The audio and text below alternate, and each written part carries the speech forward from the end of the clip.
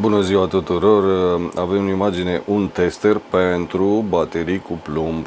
Este un tester destul de prietenos. Este, bineînțeles, are dimensiuni mai mari decât unul mai inteligent dintre acelea smart, dar cu un cost destul de mic.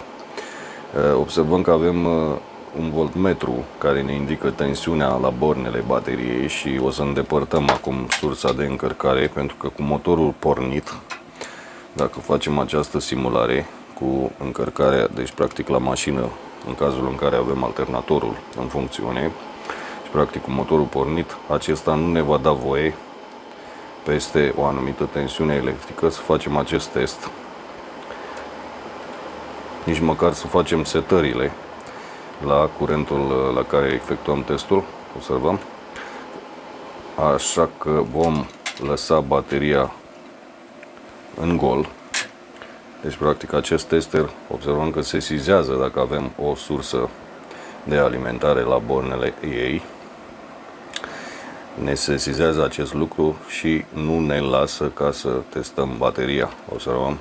Deci ambele butoane sunt blocate. Așa că vom lăsa bateria puțin pe liber, vom porni testerul și vom aștepta până tensiunea bateriei va reveni la 12,8 volți maxim, pentru că bateria trebuie să fie în gol. Între timp, până tensiunea electrică scade până la 12,6-12,8 volți, ceea ce reprezintă o încărcare în gol la maxima bateriei, 100% la 12,8 volți și 90% sau peste 90% la tensiunea de 12,6 volți, valabil la orice baterie cu plumb. Așa, haideți să vedem între timp un detaliu tehnic. Observăm aici, această baterie are notat tensiunea nominală, adică tensiunea la care bateria funcționează cu un consumator de 60 de amperi. Și timp de o oră, pentru că 60 de amperi pe oră, asta înseamnă 60 de amperi timp de o oră, la tensiunea de 12 volți. Aceasta e capacitatea bateriei. Și mai avem curentul de pornire la rece. Ce înseamnă acest lucru? La o temperatură ambientă destul de scăzută, trebuie să menținem acest curent de 540 de amperi cu ajutorul unui consumator de putere, electromotorul mașinii, de exemplu. Și timp de câteva secunde trebuie să se mențină acest curent. Practic, acesta e rolul acestui tester. Setând un curent de, o să vedem după ce scade tensiunea bateriei, setând un curent de la 200 până la 1000 de amperi, pentru că acest tester are acest interval între 200 și 1000 de amperi, și testăm cu ajutorul acestui tester, funcție de acel curent, tensiunea electrică nu trebuie să scadă sub 10,5 volți sau să se mențină la o valoare de peste 10,5 volți.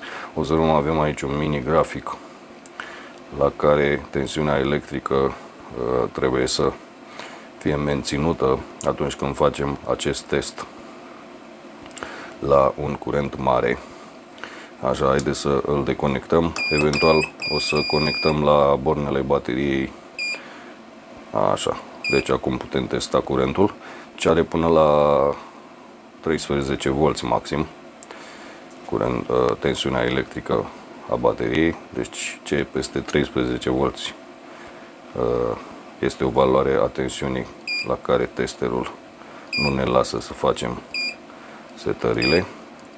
Și am văzut acest curent de 540 de amperi pe care îl are bateria. Îl observăm aici. Acest curent de 540 de amperi, așa că o să luăm o valoare de 500 de amperi. De aici o să o setăm 200, așa. Așa. Și o să dăm un start test.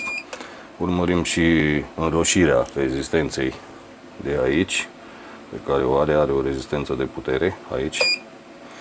Așa, și timp de 4 până la 7 secunde, până la 8 secunde, timp în care se face la orice baterie cu plumb acest test de curent maxim. Așa, funcție de această tensiune electrică. Acum așteptăm cu acest curent, s-a făcut acest test de 500 de amperi, așa, și observăm că avem o baterie bună în acest caz. Deci tensiunea electrică a revenit la tensiunea în gol pe care o are bateria când e încărcată. Haideți să încercăm cu un curent mai mare. Încercăm cu 800 de amperi, cu un curent aproape dublu.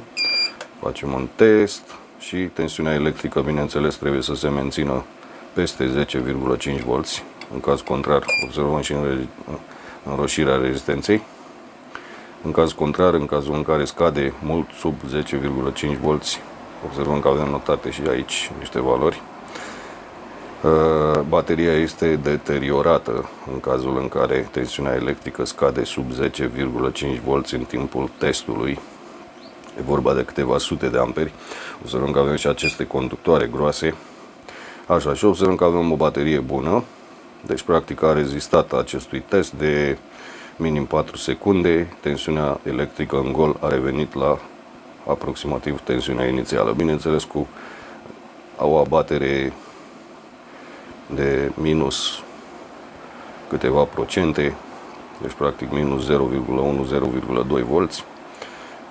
E un lucru normal, dar tensiunea electrică în gol va crește la loc, ceea ce ne indică faptul că elemenții bateriei, cei 6 elemente legați în serie, sunt în stare perfectă.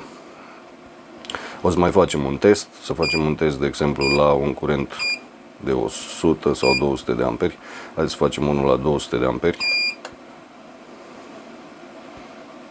Așa, la 200 de amperi observăm că așa, timp de 4 sau 5 secunde am numărat. Așa, deci acest test observăm înroșirea rezistenței. Atenție în cazul în care folosim aceste testere, atenție începători, nu folosiți aceste testere dacă nu aveți cunoștințele necesare, nu încercați asta acasă. Așa, deci la 200 de amperi a rezistat cu brio, observăm, da, și haideți să facem un test și extrem la 1000 de amperi, nu are cum să afișeze 1000, afișează 999, pentru că are un display cu 3 digiți.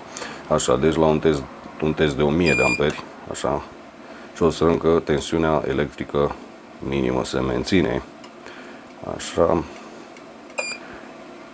și observăm că tensiunea în gol crește imediat. Și acest lucru este destul de bun pentru că bateria are o stare aproape perfectă. Și să vedem acum ce ne indică martorul luminos de tip LED. O baterie bună. Observăm, rezistă chiar și la 1000 de amperi timp de câteva secunde. Deci, practic, dacă avem un electromotor, un demaror cu care pornim mașina, acel motor electric poate să absoarbă chiar și 1000 de amperi din această baterie, care rezistă teoretic la 540 de amperi timp de câteva secunde. Sper că a fost de folos. Ne întâlnim în episoadele următoare cu lucruri la fel de interesante și utile despre aceste tipuri de testere, pe care sunt de regulă de multe tipuri, modele și construcții destul de avansate. Acesta este unul simplu. Dacă e să coste 100-200 de lei, este foarte util să-l avem la orice automobil pe care îl deținem. Este un tester mare ca dimensiuni, dar destul suficient de performant și pentru a ne testa propriile baterii de la sistemul de energie, de la sistemul eolian, de la sistemul fotovoltaic, de la bateria automobilului și așa mai departe.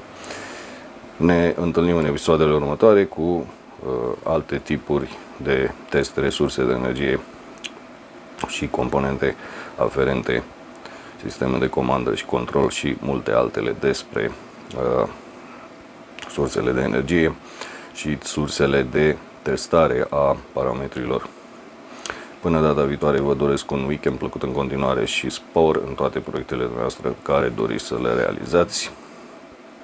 Vă salut cu respect.